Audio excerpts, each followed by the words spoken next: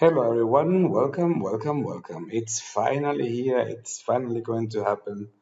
It has taken quite some time, a few operations in the foot, and some hospitalization for me to find the time to finally go for the last review of the tier list. The best for last, as we always say. Chaos, melee, units. Lots of good stuff. Let's jump right in. Just as a reminder for people watching this video for the first time, we're going to go through the different tiers. God tier being the best heroes in the game at maximum. We are judging the heroes at maximum power, meaning 5th reborn and level 26. So the maximum power output that they can produce, because any other number would be a bit arbitrary. Of course, there are heroes that are not as powerful at maximum, but they're very strong in lower levels because they don't scale that well. Those heroes, I will try to mention them I find them to talk about them as well. And I will do comments about their usability in lower tier levels. But the go tier levels are the format defining warping heroes. The heroes that are so good they just simply force your opponent to react and to change the game plan based on them. The top heroes are basically the back horse of a good team. They complement things, they complement god heroes very well, and they're generally excellent heroes that do a lot of interesting things that can help you with achieving your goal. Good heroes are heroes that are not embarrassing to play. You can use them, you can enjoy them, but they're not really that extreme. They can have good moments. They can be a winning part of a winning team, of course, but they're not as dominant as the two previous tiers. Meh tier is a tier where we have the heroes that are, well, you can use them. It's a bit embarrassing maybe, but they're not completely terrible. And finally, we have the trash can tier, which are the heroes that are not really that useful and mostly reserved for Dark Tower and pit things, and less for competitive play. And there's an extra layer on combo tier for heroes that are very strong, for example, in specific combos, but not really as good on their own. And you could argue maybe, for example, Apep, who is here in the top tier, could belong in the combo tier because his abilities just align themselves well with different combos. Um, However, at this time I chose Apple to put Apple in the top. I'm going to talk about it in a few minutes about that. So let's jump right in with the god tier and what is probably the best melee hero in the game, Deadlord. I mean, this thing is just an amazing machine.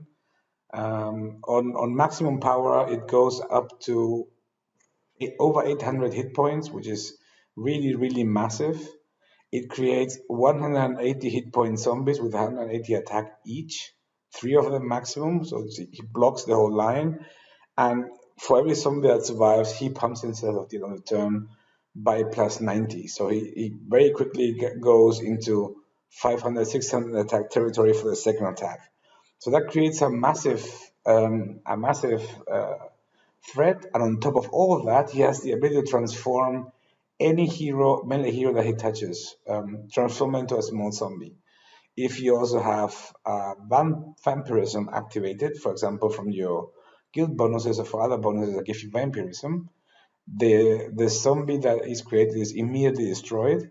And so you essentially can kill any hero, no matter the size of the powers, with just on contact. So this is just an incredible ability. For melee, of course, it doesn't kill. It won't kill flyers and it won't kill range units, but everything else it can just obliterate. Again, it protects all, it blocks all lines. It defends really well. It attacks really well. It grows really fast. It cannot be stopped by other melee units just like that because he will transform them. It's just a one army in a can machine, and so it's probably the best melee unit in the whole game, and particularly strong because many of the units that you see on the god tier here are all stopped by him without any trouble. Also important to say, even a very small Deadlord level 1 will be able to transform the strongest melee hero your opponent has. So even at a very small power level, he will still be very useful and helpful. Next one is my boy, my friend, uh, the center point of my current team that I'm playing, Freddy. I mean, there's not much I have not said of Freddy yet. He's my favorite hero by far. He has the highest attack value in the game, printed value, which for me right now it goes over 630, but it eventually will get to 700 with the different bonuses and pet and so on. So that's just amazing. Even if you silence him, you will still get a fair share of damage from him if you don't kill him.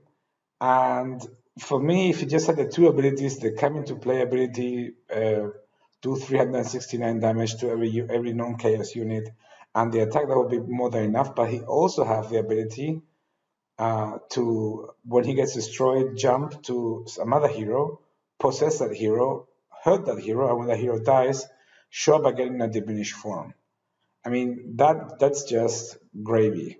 If that happens, you're already winning so much. Also, there's combo potential with Apep coming up later, because the ability that he has is not a reborn ability per se. So if Freddy happens to get a reborn ability on top of his regular ability, both things will happen. So he will be reborn as Freddy as he used to be, and trigger the damage when he comes into play. And also his lesser version will attach itself to somebody else, which can be just completely devastating. Great hero, really changes the game. If you see my stream, you see how many times we win games just because we happen to draw Freddy and wreck the opponent. Especially cool with Drogon and Teslas and mini Teslas and so on. Great, great stuff. You just should enjoy him. He's the best. The next hero is Shamuna, the Lady of the Moon, our mistress. She is the most impenetrable wall, apart from Santa and Deadlord, the most impenetrable wall you will ever find. She has basically, as long as she has crystals and limited mental shield, so no matter what you throw at her, damage, plus damage, whatever, it won't affect her. She won't be affected by poison, by anything else. She can be stopped by flyers. Flyers, she cannot just attack. And if you manage to get her crystals in the right order destroyed when there are no more crystals, you can kill her. But for the most part, it's a very resilient hero, very difficult to get rid of, will block different lines, and in its maximum level will spawn over 600 hit point crystals that are just a massive barrier to overcome, especially because they are chaos crystals are very difficult to destroy with damage effects like Freddy, Devil, or similar. So really, really good defense, and also fairly good offense as well, with her ability to hit back when she gets attacked. Also her splash damage can really cut through different things. And if you get her to attack in multiples, like double attack or similar, she will just rip through the defense of the opponent and make you a clear path to the warlord, which is great. So excellent hero, even at level 1, excellent hero. She will still block everyone at level 1. Of course, her crystals will be a lot smaller, so she will be a lot easier to remove. But if you play her on the top row and the crystal spawns downstream, it's very difficult to get rid of her directly.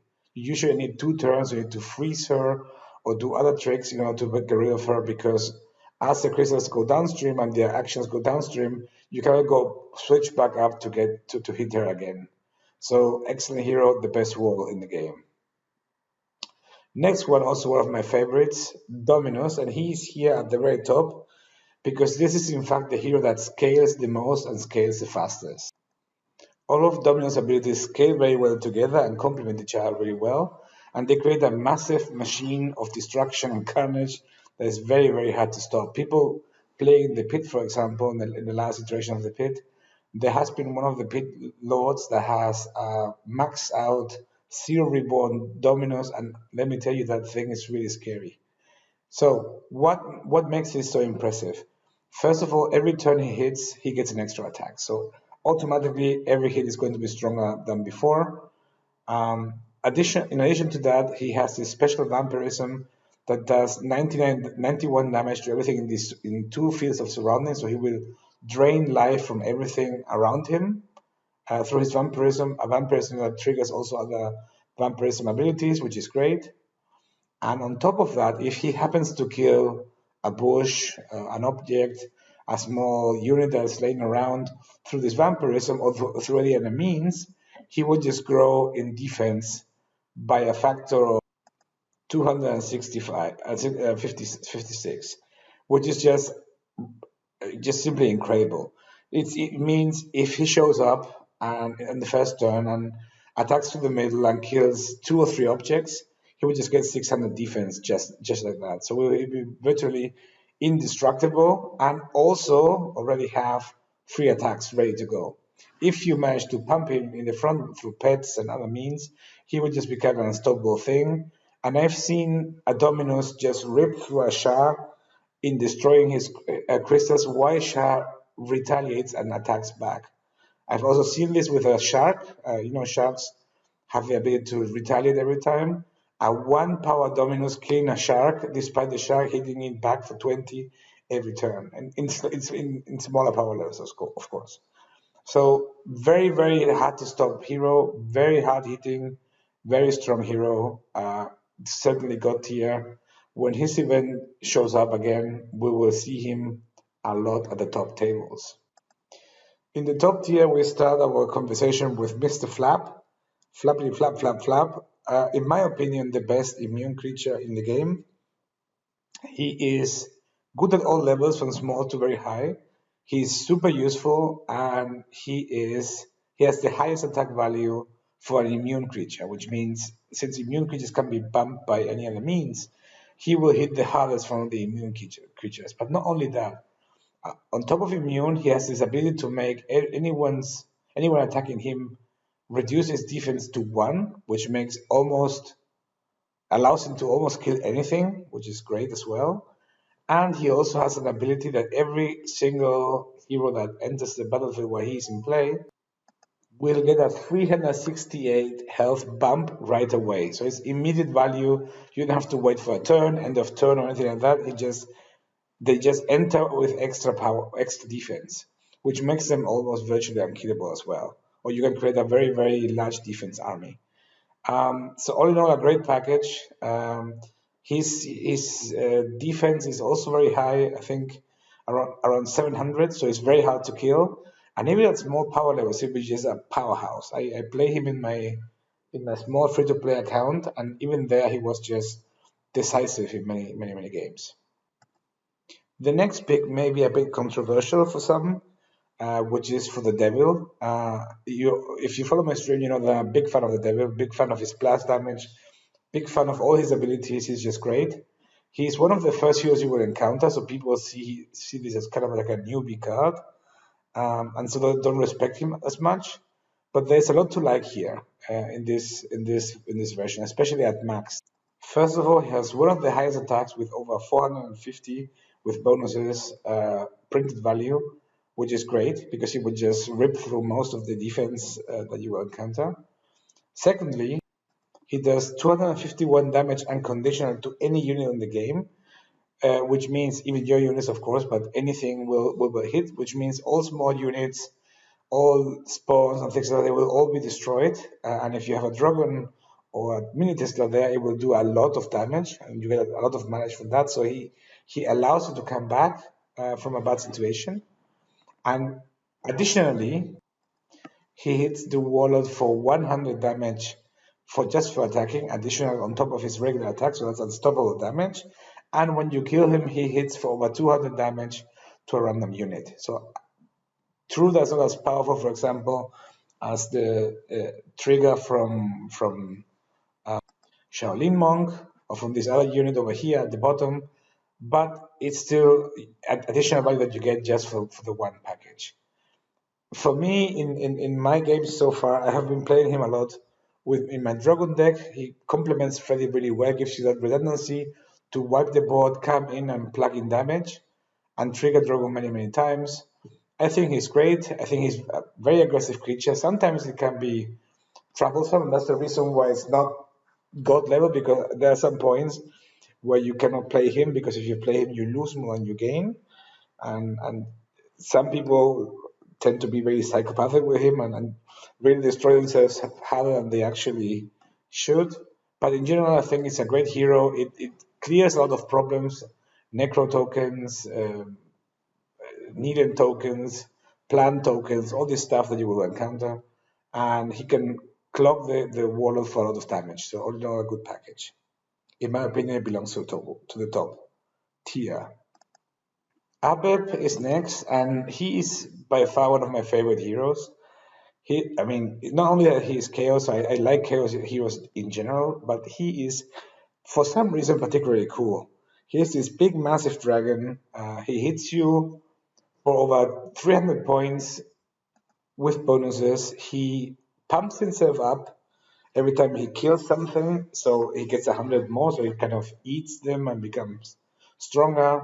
He creates these damage runes when he gets hit like the past, and at maximum power, this rune has 310 damage, so pretty decent. But the thing you want to have him for is, first of all, he flies, which is great. He can just stall all this melee hero that cannot fly. And also, every time he attacks, he gives a random creature of you Reborn, the Reborn ability, which is great, especially if you're fighting somebody who silences your creatures. You can get them destroyed later and then have them back with the full effect back in town. And you can create real crazy locks with this ability. So you have kind of like an unstoppable army, particularly if you manage to give the dragon double attack, because then this ability triggers twice. I don't want to know what happens if you get an apple that attacks more than twice. That could be just insanely crazy. On top of that, he does have fire breathing, so he has like 5 different abilities. So when he attacks, he will splash damage in a radius of 2, like the green dragon that you have. So he's just the superior dragon, in my opinion. I don't know. Dragons are cool. Bone dragons are even cooler. He is just great. Trust me on that one. And we might see him sooner than we expect on this one. We also had him as a battle pack, and I think that battle pack was pretty successful. So I think there are many people that agree with me that he's just a great hero to have, and particularly enjoyable in crazy convoluted Dark Tower and Pit fights. Next hero is the Nemesis of Order, Chuba. And let me tell you, if you're fighting an Order heavy team, this thing just skyrockets to God tier directly. It's so brutal against Order. It's so designed to destroy and crush Order. It's not even funny. They're not even hiding it. It's just the ultimate antidote against Order. So if your opponent happens to be an full Order team or Order heavy team, they're just going to cry when they see him. And they will hopefully try to silence him, because otherwise there's no way to stop him. So first of all, his defense is immense with over 900. His attack at over 240 is pretty good as well, but that's not the reason why you get him. Well, that's the skeleton you get if he gets silenced. But the real action comes from his abilities. And I have to admit, I must reread. I have read these abilities many times, because every time I read them, I cannot believe that this package is all in this one little hero. So the first thing that you have straight up is, every time an order attacks you, sorry, not an order, any creature attacks you, all order gets minus 206 attack. That's just brutal to the max. So the first attack, if it's an all order team, maybe one attack will get through, everything else will just be nullified for that turn. That's just bonkers. But then if he specifically gets attacked in the line, every hero in the line on the opponent's side will get 175 direct damage per vampirism, and he will heal for that amount before the attack. So he will actually become even stronger and larger before he gets attacked by anything. So that's already also pretty incredible. And because that's not enough, when his vampirism triggers, which is his second ability, he pumps everyone in your team for 121 attack, himself included. So he just becomes a monster of a creature, ripping the line where he is apart, and every time you put anything in that line to block him, he just gets stronger and stronger and pumps everything else. It's just a beating, to be honest. You have to silence this, or it won't be stopped. It will just crush you. Obviously, it will be interesting one day when we see what happens when a massive Dominus goes against a massive Chuba. but we haven't seen this yet, so we're all still speculating on who will win in a fight. He's probably going to it's probably going to get exciting. All in all, great package, particularly brutal. I mean, if you happen to fight against another team, you can easily bump this to God tier, no question. It would be the best thing ever. But if he's not on other team, he will still be very impressive because of the other set of abilities that he has. And finally, the last unit in top tier, which for me is also the worst of the bunch, but it's still a top tier hero, is Gismala the Old God, or as I like to call him, Calamari. So Mr. Calamari over here is also an immune creature, the second one that Chaos has. And his main value proposition when you use him is going to be the ability that when he gets hit, he freezes every range unit that the opponent has. That can do some crazy stalling situations and completely nullify your opponent's ability to attack if you put him, for example, in one of the top rows and that there happens to be something there. Because he's immune and he has over 600 defense, it's going to take quite a few hits to get through him. And as you do that, every time you will hit him, all your range units downstream will get nullified. So that can become pretty strong, and he can take care of a lot of range units on its own. However, the flip side of this, if you just ignore him and there is no unit there at the top with him for him to stop, then he's mostly useless and harmless. He just hits you for 200 and doesn't do much. That's the reason why he is not a god tier level, but only a top tier level hero. But anyway, he has immunity is going to be great, and he also has the ability to pump your whole team for 210 if all the units stick around, which is kind of sometimes difficult to accomplish because things happen in the opponent's turn. But if you get there, it will give value to everyone. Obviously, as I mentioned before, flap is better because it just gives you straight up the value when the units come into play. So that's going to be a lot better. But still, this can be very relevant sometimes, and really is the kind of hidden ability that you tend to forget he has, and that can get you because his first ability, his immunity is so dominant and his freezing ability is so dominant. They tend to forget that he has also this extra hidden power to him. Attack wise, as I said, 210 attack, not very impressive. You can at high power levels you can mostly ignore him, so it's not really the greatest thing. Now let's move on to the good tier, where we find some of the good creatures, some interesting creatures that Chaos has to offer. First one, we go with Deep Maw, or as I tend to call him on stream, Little Fishy. The fish is quite strong. He has a huge defense of 700 and an attack that goes almost to 300, so that's pretty useful. And one of his main abilities is to be evasive, so he will ignore range units, which is pretty great because many of the silencers that we try to silence him are going to be ranged. But also he has this toxin ability that he gives to all the heroes in play, reducing their power by 75% on every attack. And that thing scales fast. In a few attacks, the opponent's creatures will be reduced to almost no, rendered harmless basically. However, there has been some event with Lotrix lately, and Alex is still very much played, and also Lady Snow is played here and there. These units that have cleanse, they will just you can basically ignore this ability, so that makes it a bit less interesting. But if the opponent has no answer to the toxin, it will dominate. On top of that, at the start of the turn, he pumps the whole team, including himself, by 91 for each hero the opponent has. So if you happen to be playing against a spawn heavy team, he will bump the power of your team very, very quickly while reducing with the toxins everybody else on the other side. So this can bring the race that you have, the damage race that you have to your favor. All in all, a good hero. I mean, there are some circumstances here and there, some things are also great, But I think pretty useful and interesting. And it can be a big problem if you don't happen to have any melee unit to stop him. You just have to sacrifice ranged units because they will do nothing to him. Next up, we have Koshei the Immortal, my little skeleton friend, who is one of these beatstick heroes like Diana, or there's one in nature as well, I think the monkey, that just happens to grow super fast, super quickly, and if you don't watch out, he will become double hitting and he will just kill you. Actually, a real strategy you can use, and sometimes you will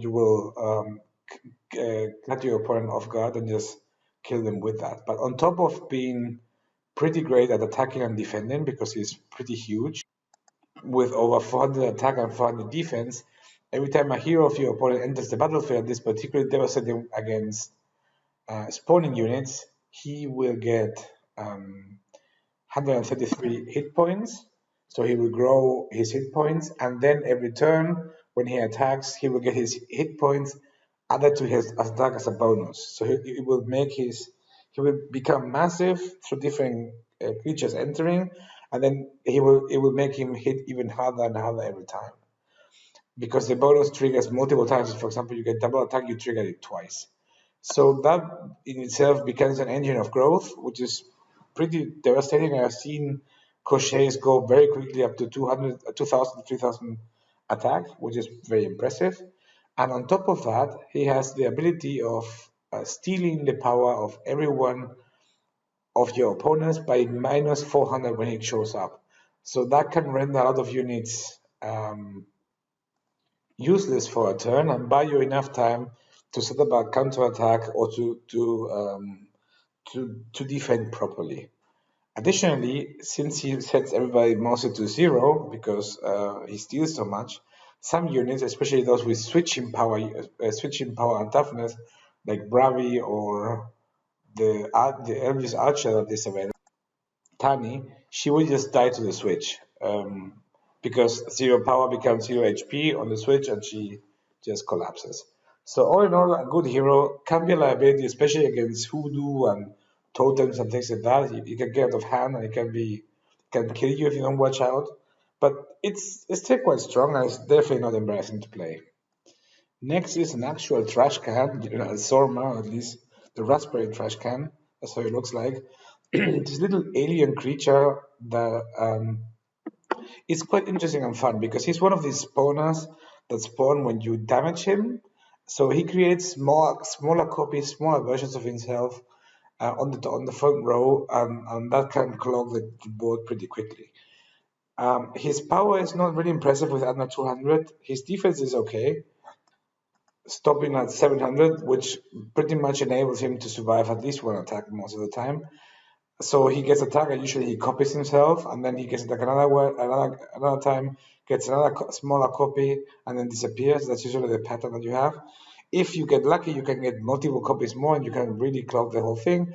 And what's interesting is he has the same ability as the devil. When he attacks, he can actually damage the warlord directly, and this can be very menacing, especially because the smaller versions also are able to do that.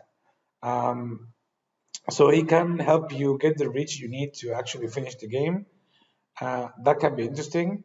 Additionally, he pumps all your range attacks every turn, I think by 91, no, by over 100 actually. And his small units are not so bad either. They are around 150 defense and quite a bit of offense. So all in all, an interesting unit. The small attack value and the fact that it hinges upon triggering makes it a bit less impactful, but it can be in some situations really strong, especially Dark Tower and pit situations. Next one is Mr. Balls, the guy with the best name, so-called the Flying Testicle. Very funny creature, very interesting, suddenly super chaotic. So Balls has the ability to attack and explode and generate a copy of himself. In essence, that's what happens. And this is interesting for many reasons. When he attacks, it does 114 damage splash, so he covers quite a bit of the field, and that can be devastating as well, especially for small objects and units.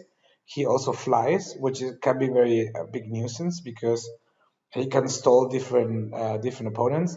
However, the fact that his ability to generate spawns randomly, it means that sometimes he will do actually 4 attacks at once because he starts from the very top and keeps spawning correctly 1 level down. And sometimes he will attack just once and spawn on the top level and be done with it. So it's unpredictable how much damage he will do, and that's kind of a problem. It can be great, but it may not be. Sometimes the rest of your board is full, so it will just explode and not show up again. So that can also be a problem. So there's a few risks to playing him. In addition, when he respawns in a smaller version of himself, which is going to be less damaging and less attacking and less explosive, because otherwise it would be nuts that he would create a sort of copy. But that's something to consider as well. So he will just be your good old 400 defense, 200 attack balls for the beginning, but half of that roughly. And that will happen, and that will be the stable form that he will have until he gets killed or until you somehow cannot spawn anymore. So very chaotic hero, mostly fun, but not really that impressive. On the next one is one of the dearest heroes to my heart, Ogrok, who used to be probably the worst hero in the game and now is almost barely useful, but still quite okay. Which is barely enough to kill most of the plants, spawns, and many other units won't be very much affected by this. I believe this would have been great if he had like a 200 or 250 attack to range. Maybe that would be too good, but not at the highest power level though. Don't think so. Because most of the good range units have way more defense than that. His defense is very high, and he's able to get out of defense if there's a lot of opponents out there. So he will get block additionally, but his attack value is pretty low, with just below 200. So that's what makes him less of a real threat at this level. But at lower levels, that difference is not as high. So at lower levels, he can be really devastating. So all in all, I mean, good or meh, more or less. It's kind of borderline. I like him. I played him a lot with Blair on stream, and it was really fun, a really fun combo because then he would just obliterate all the different range units from the opponent. That would be very funny. Not the greatest, but an interesting character for sure. Oh, and he also have the ability to actually heal the warlord for over 100 for each wounded unit the opponent has. So if you actually stomp a lot of range units that don't kill you, you will get some life back. The problem is usually those units that you didn't kill will really crack back with force, and they will probably kill you anyway. So it's incidental life gain. It can be interesting. If it wins like 200 life, it's already worth the payment for the unit. So all in all, an interesting package. Hopefully he will get revisited again and be nerfed a bit more so he gets a bit stronger than what he is right now. Because I really like his design and he's an interesting character. And finally, to finish off the good row, we come to Tyrell the Dark Elf, who is kind of like a powered down version of Chuba or Dominus. He is interesting, he can grow really well. 400 attack, 400 defense, that's all okay. And he has this bleed ability.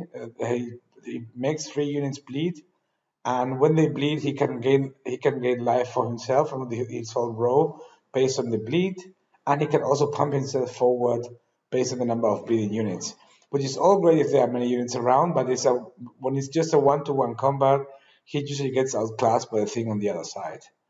Interesting beatdown creature with this very singular bleed mechanic that is almost his own. However, since he doesn't have enough support of bleeding creatures to make an actual team, just a hinging of him being around and being able to bleed things. Otherwise, it could be quite good. The thing is, it's really dependent on if the opponent is going to allow the bleeding. If there is some cleanse going on, that's going to be useless, and then all his abilities are useless. So that is pretty, because they're all bleed dependent, so that can be devastating. So it's a good creature. It can be a nuisance for sure if you find one. I usually tend to find him a lot more in lower tables at lower power levels, but at high power levels, I don't think anyone has a very big version of him. So it's probably not that big of a deal. Not everything can be the best, I guess.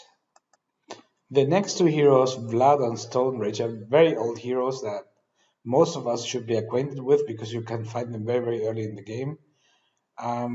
They're both at max, not that bad actually. But somehow people don't like them anymore because we have seen them so often at the very beginning. I want to play with the all new exciting heroes, and they are not that interesting either.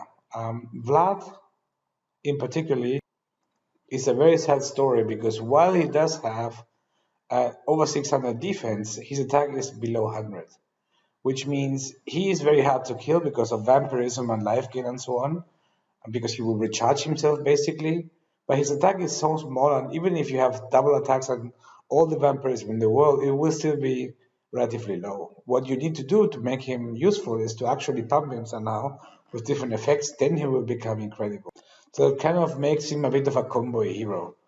On top of that, he will also he double attacks, so that's interesting. He has over 100 vampirism, so that is kind of like virtual mold damage that he does. So he can take somebody around 400 defense. In fact, even though his attack is so slow, but if you can see, if you pump it a little bit, he can become really amazing. And on top of that, he also has the ability to munch on everybody on the board of the opponent for 55, which can be surprising and also can be like mass damage that gets to kill a lot of the lesser units. So that can be interesting as well. But all in all, his attack is so low, and if you don't combine him, it's going to be just a low hitting wall. So that's not incredible. Stormrage, on the other hand, he is the typical sacrifice hero. When he explodes, he basically damages the whole line of the opponent. And at maximum level, he does whopping 1,300 damage. So essentially killing almost everything in the line.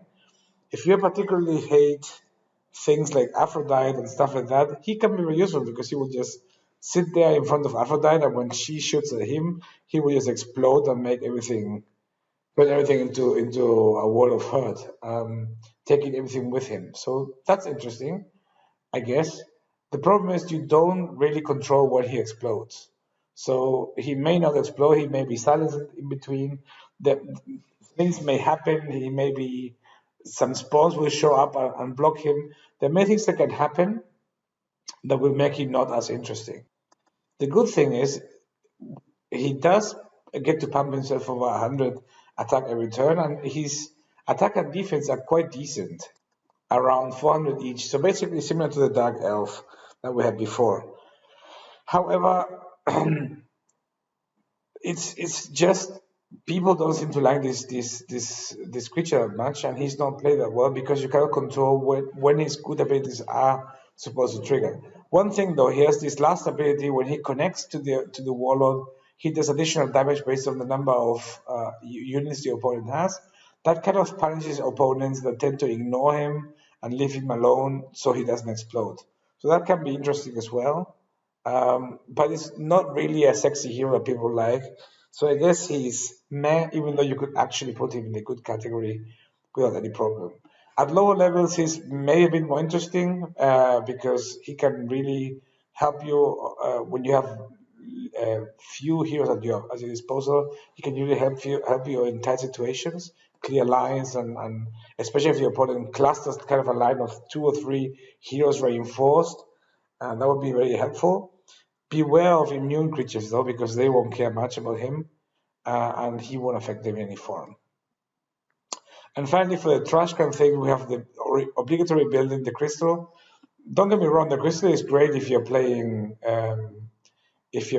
Dark Tower or if you're playing the pit. He can be borderline abusive and broken because he's these permanent effects stuck up with all the creatures you play and can make them really, really great. And particularly this crystal that not only hurts the opponent but also gives multiple attacks can be really useful. But it's still trash though because it just sits there. It does nothing to the board. It doesn't kill any unit. It just hits the opponent passively for an amount of damage that you have to guess, and eventually gives you some double hits. So it's not going to further your attack anymore. and you're going to be left there with the feeling that you skipped the turn when you played him. So that's not going to be a good solution for you. And finally, the last trash can, More, the first immune creature I think you will encounter, which then becomes pretty awesome and impressive. But as it goes up, it doesn't scale really well. His attack is just around 200 and his defense 700, and his abilities are meh at best. He can give you some life gain, but he won't kill anyone most likely, and he can give your opponent mental shields when he gets attacked. But that's already not impressive. Vulnerability is by far the most valuable thing on him. But despite that, his inability to interact with the rest of the field, like for example, Flap does, or the Calamari, or the Arc, or the Panda, the other immune, they really are large, immune, difficult to get rid of, and also pump and boost your whole team. He just sits there, and if he gets to attack, he gets to give you some life, and if he gets attacked, he just produces some shields. And that's very defensive and not really that useful compared to the other ones. So it will not work well in combination with the others. So all in all, we see Chaos is probably the master of melee with these four super creatures at the top that are really game changing and defining, and some very good backup creatures in the back. Even some of the creatures that you see here labeled as good could be probably be even higher tiers if they were from another faction, like Oda, who is a bit lacking in this department. Oda is mostly known for their incredible range units. So lots of stuff to like, lots of good units. I try to be as unbiased as possible because, as you know, I like Chaos a lot. So I tend to give probably better marks to Chaos units than to others. But I think this is as fair as it can be compared to the power level that I saw with the others. Surprisingly, when doing this exercise, very, very high defense on Chaos melee units. I thought originally that Nature was the master of the big HPs, but Chaos has quite a lot of things that go up to 900, so not really anything to miss there. And especially the damage department with Freddy, very high damage, Dominus, multiple attacking monster, Devil pushing through anything, Crochet growing super fast. Lots of good things happening. I believe the next unit that is going to be showing up is going to be a Chaos unit. It's going to be a range one. So we can all look forward to that and see what's going on. So this will still be a set of melee units that we'll get for the foreseeable future. So lots of things to like. I hope you like this series. What I'm going to be doing next in this series is I'm going to be looking at the two top tiers, God and the top tier of all the units combined, and create kind of sub tiers of categories, because people think that sometimes it's difficult to compare across different factions. So I will take all the God tiers and all the top tiers and reshuffle them and make it like a new subcluster of category between God and top. Probably we'll do melee on one side and range on the other. And what I also plan to do is to do some revisiting. There are some units that have, in my view, improved with time, and some units that are a bit diminished after playing a bit more matches with them. So maybe there will be some adjustments and amendments to the former videos, but mostly the opinions that I held when I did those videos are still the opinions that I have now. So all in all, I hope this was helpful to you, especially if you're starting. Maybe it can give you a guide of what is good and what is interesting. Remember that all these units can be fun to play, no matter what I say. So if you're, for example, a big fan of Sorma, go for it. You will have your fun with him for sure. Um, it's supposed to guide you a little bit. What I don't like to see is that people kind of gravitate towards the exact same stuff, and then all the decks become the same, because that kind of makes the game a bit boring and stale. So I think one of the main benefits of this game is this huge variety of options that we have and combinations we can do, and that's what makes it interesting. Hopefully it was good, interesting and informative to you. If you have any comments, please leave them below. And just let me know if you are interested in other videos of these type of analyses, particularly if you are fond of more strategic, advanced, or more entry level for young and newer players. Thanks a lot. See you in the next one. Bye bye.